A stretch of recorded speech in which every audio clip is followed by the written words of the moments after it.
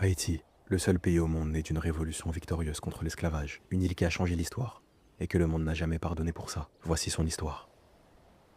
Tout commence bien avant les chênes. L'île s'appelle Quisquia, l'île aux montagnes, l'île resplendissante. Les Taïnos y vivaient libres, entre montagnes, rivières et forêts. Ils cultivent, ils pêchent, ils adorent le soleil. Mais en 1492, un nom brise ce monde. Christophe Colomb. Avec lui débarquent les croix, les maladies et l'exploitation. En moins de 30 ans, le peuple taïno est presque effacé de la carte. Au XVIIe siècle, la France s'installe sur la partie ouest de l'île. Elle a bâti Saint-Domingue, et là commence la mécanique coloniale. Sucre, café, indigo, exportés vers l'Europe. Et pour faire tourner cette richesse, des centaines de milliers d'Africains déportés, brisés, utilisés. En 1789, la révolution éclate en France. Liberté, égalité, fraternité. Mais à Saint-Domingue, ces mots ne traversent pas l'océan. Alors les esclaves se soulèvent eux-mêmes. Le 22 août 1791, sous la houlette de Deti Boukman, une cérémonie vaudou annonce l'insurrection. Les plantations s'embrasent, les anciens captifs prennent les armes. C'est le début d'une guerre qui durera plus de 10 ans. À leur tête, Toussaint Louverture, ancien esclave devenu stratège. Il vainc les Espagnols, les Anglais, les troupes envoyées par Napoléon. Il organise la colonie, abolit l'esclavage, rédige une constitution. Mais en 1802, Napoléon l'arrête, le fait déporter en France, où il meurt en prison. Son dernier message est celui-ci: en me renversant, vous avez abattu un tronc. Mais les racines sont profondes. Les racines, c'est Jean-Jacques de Salines. Il reprend le flambeau, mène les dernières batailles, et le 1er janvier 1804, il proclame l'indépendance d'Haïti. Une première mondiale.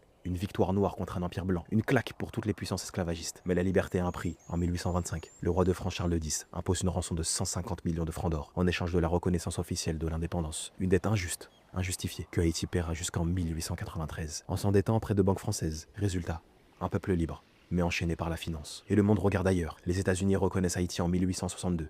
Seulement après l'abolition de l'esclavage chez eux. Entre-temps, le pays vit une instabilité constante. En un siècle, plus de 30 présidents renversés. En 1915, après l'assassinat du président Sam, les marines américaines débarquent. Ils resteront jusqu'en 1935. Haïti devient un protectorat non officiel. L'armée, la police, la banque, tout passe sous contrôle extérieur. En 1957, une autre domination commence. François Duvalier, dit Papa Doc, s'empare du pouvoir, puis son fils Jean-Claude, Baby Doc, lui succède. 29 ans d'autoritarisme, de répression, de pillage, pendant que les puissances ferment les yeux. En 1990, un espoir.